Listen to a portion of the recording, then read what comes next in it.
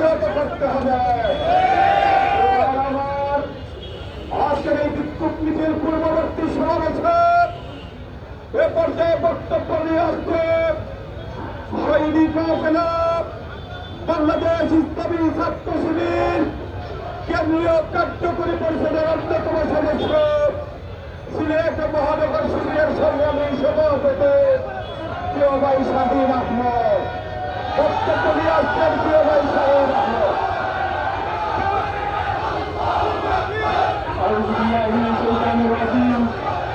বিসমিল্লাহির রহমানির রহিম।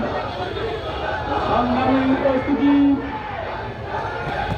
আজকের এই মিছিল পরবর্তী সমাবেশে উপস্থিত সংগ্রামী উপস্থিতি, গতকাল আমরা দেখেছি এই দেশকে দ্বিতীয় স্বাধীনতা যারা এনে দিয়েছিল, আমাদের জুলাই মৃত্যুর উৎপাদন আমাদের সহকর্মীদের আক্রমণ করেছে।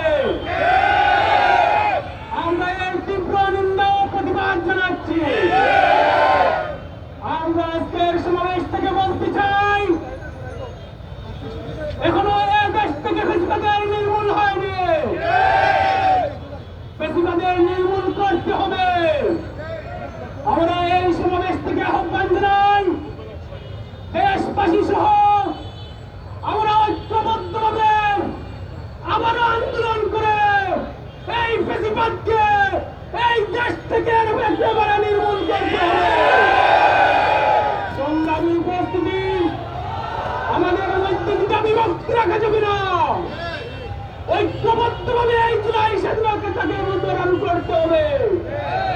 সেই আহ্বান থেকে আমার কথা এখানে শেষ করলাম। আল্লাহ হাফেজ।